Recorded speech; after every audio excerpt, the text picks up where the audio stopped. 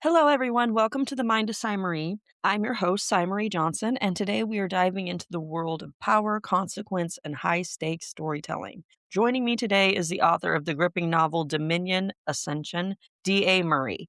D.A., it's such a pleasure to have you on the show today. Thank you. I'm so happy to be here. So, D.A., the title Dominion suggests so much about control and territory. What was the initial spark or the specific what if moment that led you to this story? I started to think about, what does it really mean to live in a society where certain aspects of freedom are all of a sudden completely controlled by government, by technology, even by relationships as we know them today. And I started to think about what if that could really be something completely different than what we know today. And that was one of the reasons why I started to think about what would it look like if it was a matriarchal society? What would it look like if technology really became something that really controlled the way that people engage and find themselves within as a participant in society? So, your protagonist has to navigate a world that feels increasingly precarious. How did you approach building their internal world to ensure they felt relatable to the reader, even when the circumstances were extreme? Yeah.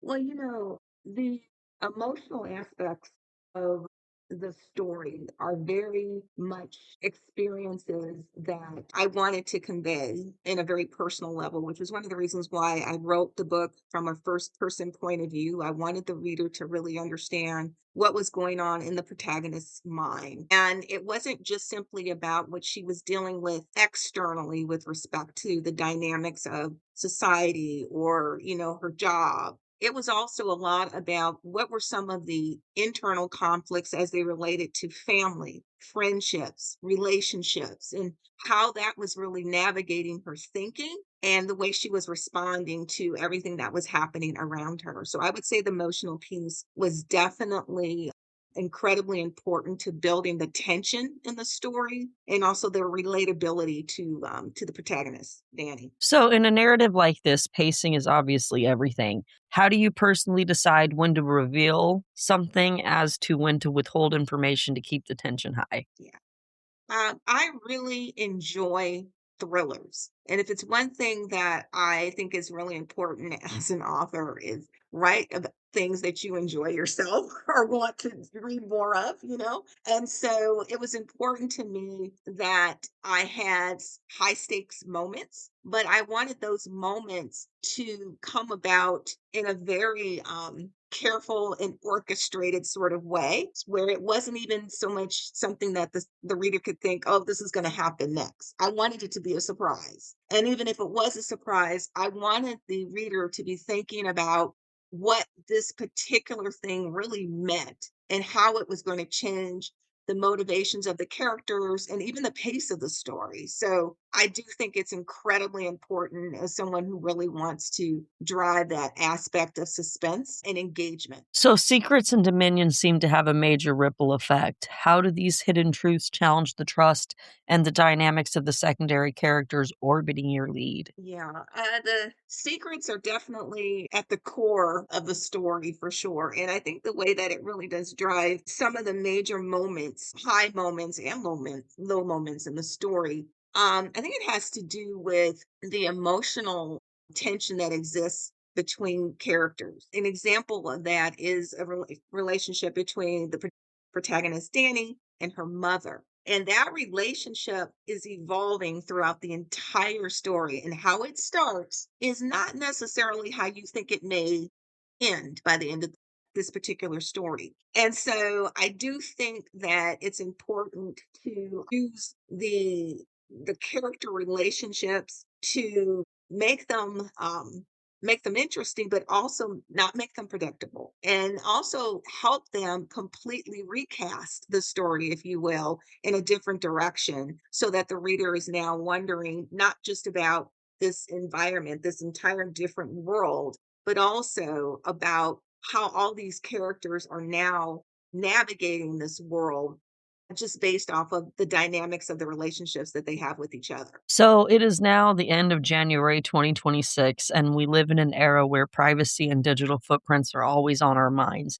Did current events influence the way you handled characters who were trying to keep things hidden? I mean, to tell you the truth, at the time when I was writing Dominion, which was almost, I guess, 6 years ago, many of the things that we are seeing today with respect to, kind of data security, privacy, the impact that has occurred on women's rights in this country over the past few years, just all of the things that have really played such an explosive role in really crafting the way that many of the readers are interpreting and engaging with the story. I would have to say probably the most impactful component of it at that time when I started writing it was really the technology aspect. Working in technology and seeing how technology is reframing the way that not only businesses, but also the way individuals are engaging with each other, as well as how they are rethinking the dynamics of their family life has really been at the forefront of my mind as I've been writing this story because I just see it so closely as to how it's evolving and changing. So I would say that was really the impetus around some of the core themes of the story. So that kind of leads into my next question. With being kind of visual and visionary there, would you say that your writing has a somewhat cinematic feel? When you're drafting, do you see the story unfold like a movie, or are you more focused on like the cadence of the prose? Yeah, when I am writing a story, well, I start off with an incredibly detailed draft. And so I'm writing scenes. And when I'm writing the scenes, I am seeing it before I'm even writing it.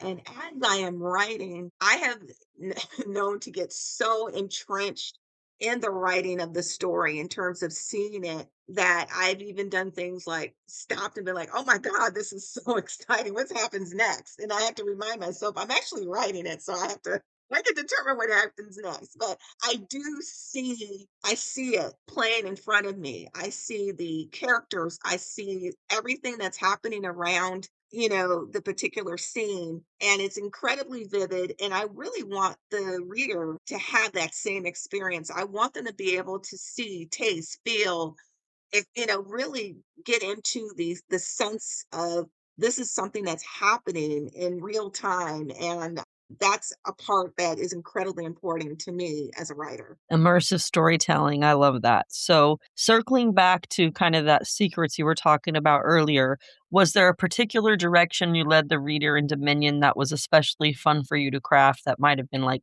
a little twist or a turn they didn't expect? But interestingly enough, there's a number of twisters in in Dominion, and it didn't necessarily start that way. But as you write and you start to find, hey, this is something I can really make interesting. Yeah, there's several of them, and I would say the cornerstone of these twists and turns, I think, have to do with the relationships between people and how these relationships are impacting society on a much broader level. And what you think is really the cause for the way that things are unfolding in society really aren't the case at all. It's a very, very different way that things are evolving that nobody knows about. And I love that. I love being able to unfold something in a way where people think things are really happening for one reason, but they're happening for such a different reason. And that makes it fun, but I also think it creates, as I mentioned earlier, a lot of the tension and the sense of surprise. So, what is your philosophy on endings? Do you feel a responsibility to tie up every loose end, or do you prefer leaving the reader with one lingering question to haunt them? Yeah, definitely the latter. I don't want to tie up anything. I mean, one of the things about Dominion, I mean, it is a trilogy. The story goes on. But I think, it's important to leave these very deep questions for the end because I want people wondering, well, not just what happens next, but I want them questioning how they are, how this information is unfolding in their own lives. Some of the most exciting things that I've been able to witness is attended a number of book club events, and where people are talking about my writing, and it is mind blowing at times to hear some of the things that people say, and just the way they're interpreting the themes and some of the nuances of the book and the characters. And so I think one of the exciting things is, when people do talk about the end, it's not just, oh my God, what's next? But it's like, what happens with this particular issue? This was, I really thought I felt one way about it. I thought I felt one way about freedom. I thought I felt one particular way about the dynamics of people who have power and the people who don't have power, and and how that can change. I'm feeling differently about the way I'm thinking about this, and that to me is ultimately what I want to,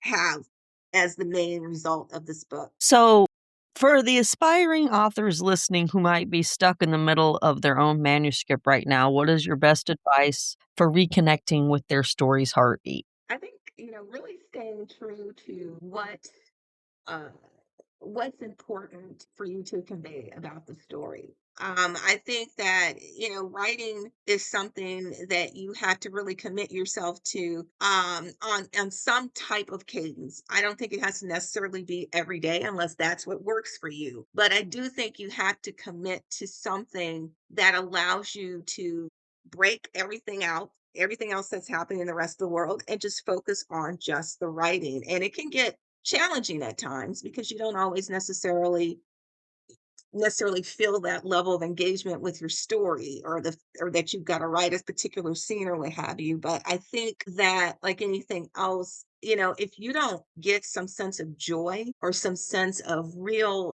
connectedness with what the story that you're telling, I think that's really the piece that forces you to have to take a step back and think about, why are you doing this, and what do you really what's the impact you want to create? And that has often helped me kind of get through it when I felt like I was just pushing up against a wall. So, finally, DA, for the creative who feels like, maybe a little bit timid about sharing their work or it's too niche or whatever other excuse they might have, what is your advice for finding that courage to show and share their work with an audience? I firmly believe that everybody has a story to tell, and for every story, there is an audience. Firmly believe that. And I think that as a writer, particularly, as an emerging writer, this is my first story, I really want to I call it finding my people, finding the people who really um, find value in what I have to say and want to hear more and want to engage in the dialogue that is happening around, this particular book. So I would just say, I definitely believe there is an audience, and if you do have a story, every individual has a story. It's just having the courage to say, I'm going to tell this story knowing that I will find my people. I'll find my people. And that's exciting. I can agree with that wholeheartedly. Well, DA, thank you so much for joining me today. Dominion is a fantastic read, and I've enjoyed hearing about the mind behind it. I'm glad to hear that, actually. I love hearing people share their thoughts about the story. And I think the other thing I'd like to add, to the earlier question that you mentioned that has to do with this piece too, always recognize that as a writer, or any person who delivers some form of art, there are going to be people that love it, and there are going to be people that may not relate to it, or may not, or don't connect to it in the way that, other people connect to it. And that's okay.